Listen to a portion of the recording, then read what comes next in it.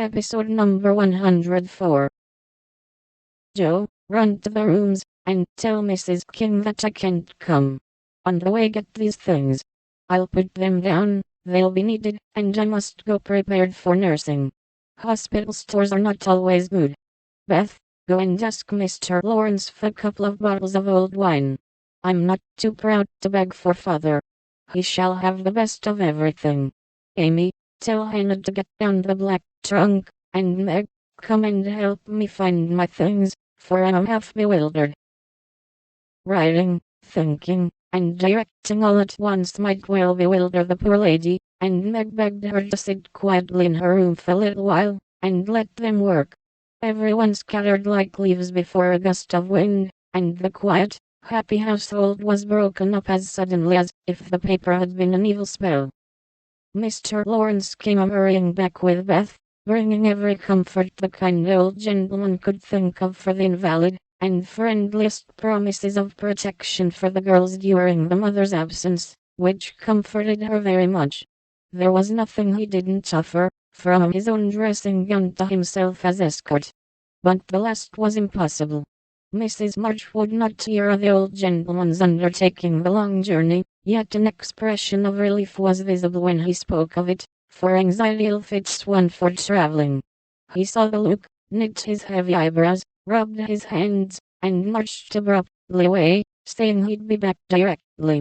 No one had time to think of him again till, as Meg ran through the entry, with a pair of rubbers in one hand, and a cup of tea in the other, she came suddenly upon Mr. Brooke.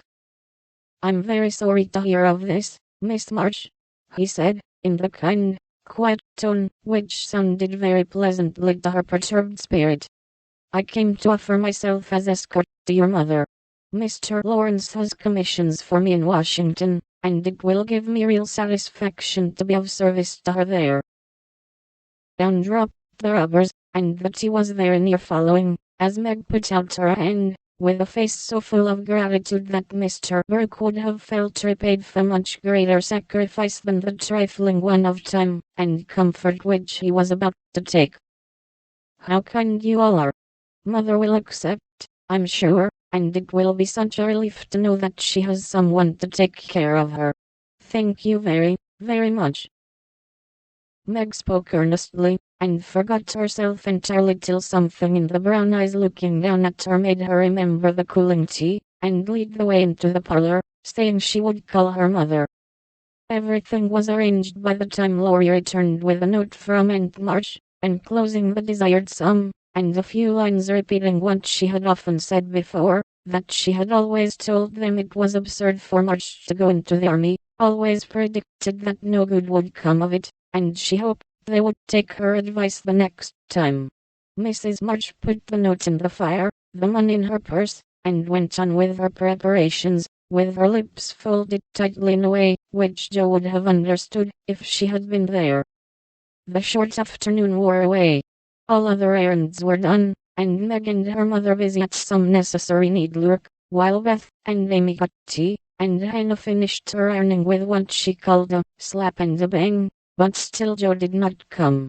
They began to get anxious, and Laurie went off to find her, for no one knew what freak Joe might take into her head. He missed her, however, and she came walking in with a very queer expression of countenance, for there was a mixture of fun and fear, satisfaction and regret in it, which puzzled the family as much as did the roll of bills she laid before her mother, saying with a little choke in her voice, "That's my contribution toward making father comfortable and bringing him home.